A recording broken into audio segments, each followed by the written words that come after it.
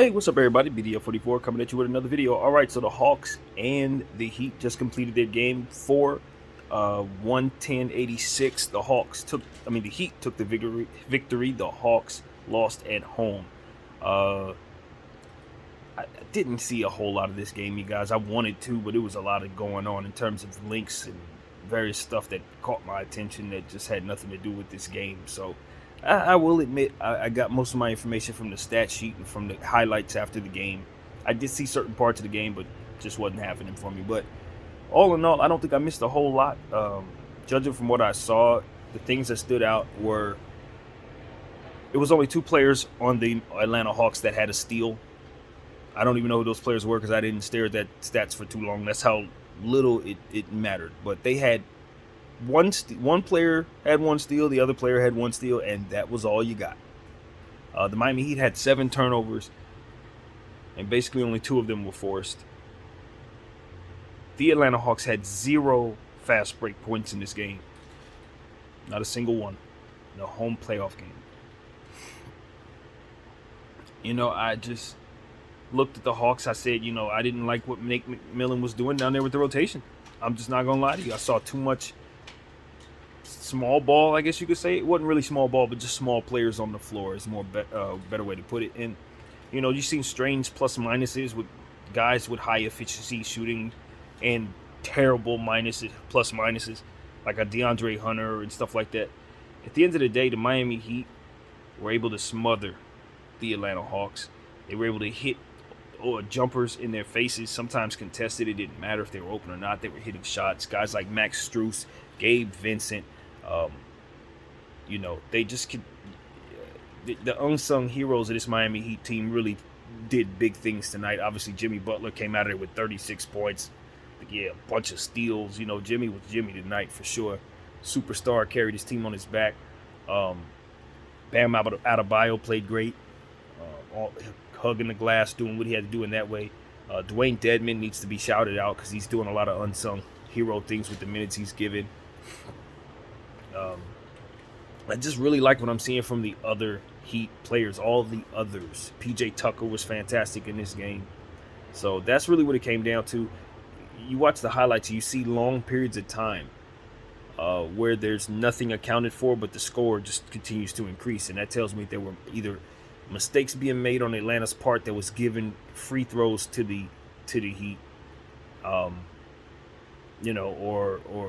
the only thing I could come up with. They were probably getting fouls, unnecessary fouls, and sending the team to the line in some weird ways. That's what I gathered. I couldn't figure out how the score could go from a 4-point deficit to a 10-point deficit and not a single shot be accounted for in the highlights. There was a lot of that. So, I would love to see if the Hawks fans feel like they got robbed by the refs, because I just have some things I have some questions about. So, but all in all, the Hawks did deserve to win this game by any stretch of the imagination. Either way, they ain't come to play like that. Bogey was ice cold. Herter was ice cold. Onyeka Okongwu had some moments where he really shined tonight. You like that? Obviously, they got Clint Capella back, so that's a big deal, but he was limited. You saw some nice things out of Gallo for the most part. You saw moments out of guys, but the Hawks were just cold tonight. They didn't have anything for the Heat defensively. They couldn't score on them. They were forcing jump shots instead of getting to the line. Trae Young had nothing at all. He's just disappeared. I don't know really what the situation is there, because I think the majority of what I was able to see from Trae Young was just really not a whole lot. To be honest with you, he was almost like he was barely out there. What I was able to see with the majority of the time I was looking was just the Heat controlling the basketball. Like, the Hawks didn't really hold it very much. They didn't really have it for very long. It seemed to me that the Heat were controlling the boards, they were controlling the clock, and they were just using that to their advantage, taking advantage of every mistake the Hawks made, controlling the basketball again, not turning it over.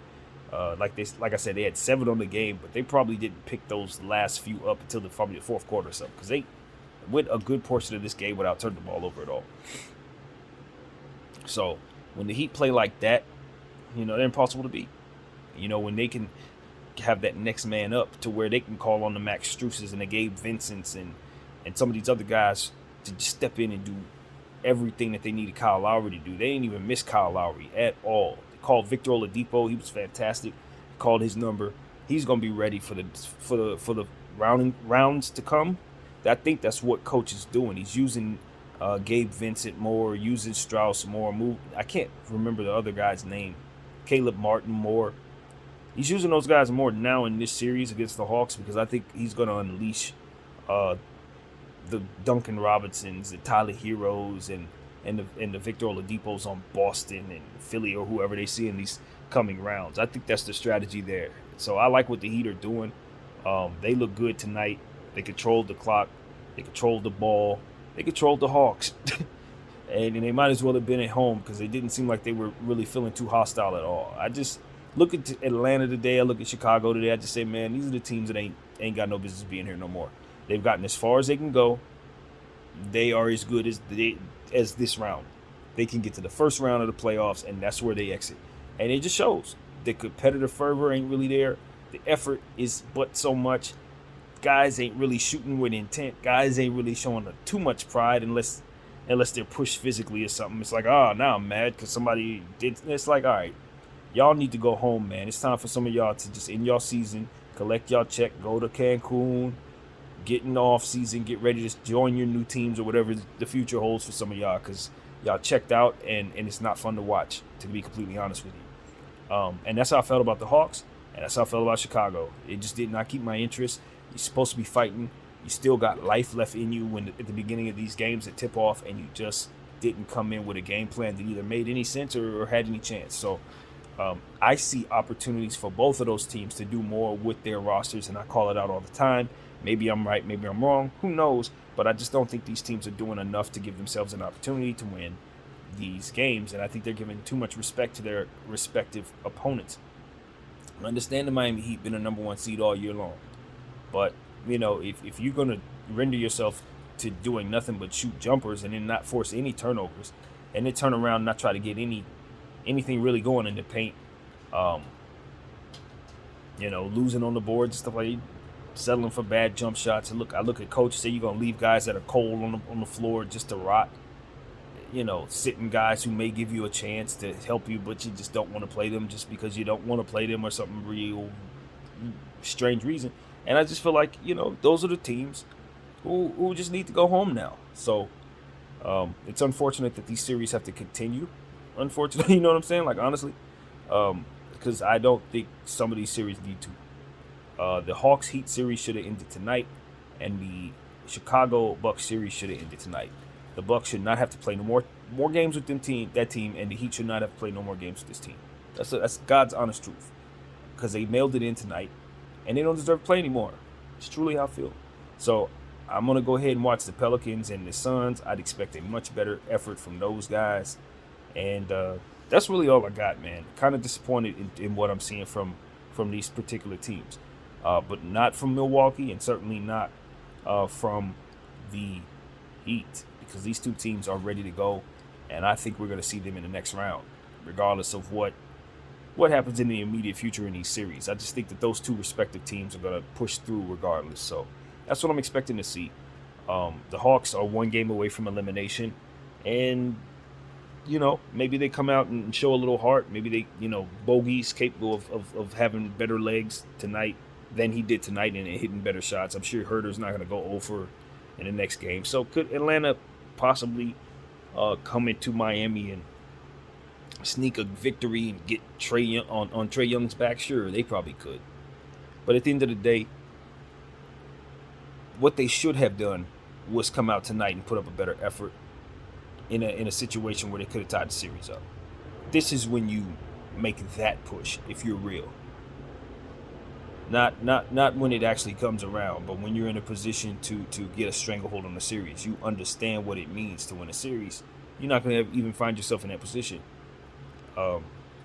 if you have a say so about it. So I felt like Atlanta didn't do enough for themselves.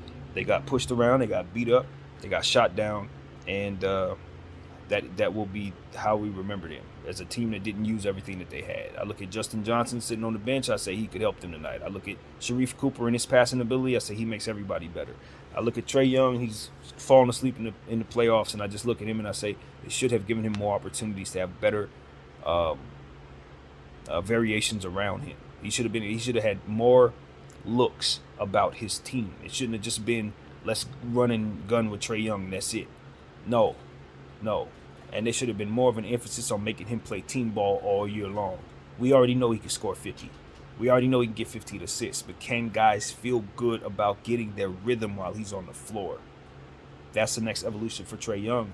That's what's going to get him over the hump.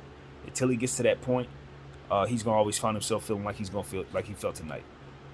So there were opportunities for him to get his teammates the ball. He chose to over dribble and shoot as his coaches allowed him to do for the last several years.